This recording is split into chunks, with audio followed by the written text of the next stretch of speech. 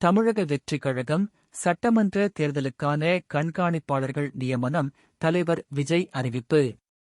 சட்டமன்ற தேர்தல் நெருங்கி வரும் நிலையில் விஜய் தலைமையிலான தமிழக வெற்றி கழகம் தவேகா தேர்தல் பணிகளை தீவிரப்படுத்தியுள்ளது. அதன் ஒரு பகுதியாக சட்டமன்ற தேர்தலுக்கான முதன்மை மற்றும் துணை தேர்தல் கண்காணிப்பாளர்கள் நியமிக்கப்பட்டுள்ளதாக கட்சி அறிவிப்பு வெளியிட்டுள்ளது. முதன்மை தேர்தல் கண்காணிப்பாளர்கள் தவேகா தலைவர் விஜய் வெளியிட்ட அறிவிப்பின்படி திரு என். ஆனந்த், திரு செங்கோட்டையன், ஆதவ் அர்ஜுனா இவர்கள் முதன்மை தேர்தல் கண்காணிப்பாளர்களாக நியமிக்கப்பட்டுள்ளனர்.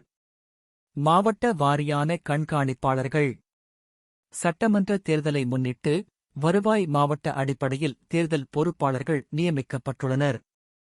வடசென்னை, சென்னை, செங்கல்பட்டு, காஞ்சிபுரம் ஆதவ் அர்ஜுனன், திருவள்ளூர் ஜே.சி.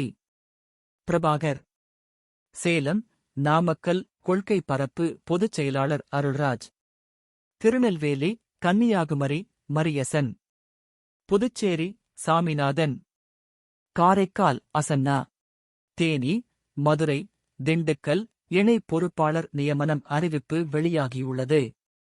தேர்தல் பணிகள் தீவிரம். ஒவ்வொரு சட்டமன்ற தேர்தலையும் எதிர்கொள்ளும் போது அரசியல் கட்சிகள் தேர்தல் பொறுப்பாளர்களை நியமிப்பது வழக்கம். அந்த வகையில் தவேகா கட்சியும் தனது தேர்தல் அமைப்பை வலுப்படுத்தி வருகிறது.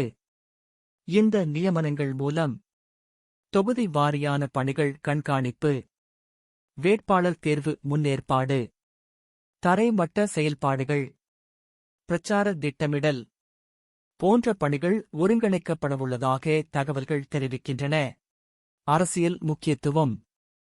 சட்டமன்ற தேர்தல் சூழல் சூடுபிடித்து வரும் நிலையில் தவேகா இந்த நடவடிக்கை மூலம் தேர்தல் களத்தில் அதிகாரப்பூர்வமாக இறங்கியிருக்கிறது என அரசியல் வட்டாரங்கள் கருத்து தெரிவிக்கின்றன.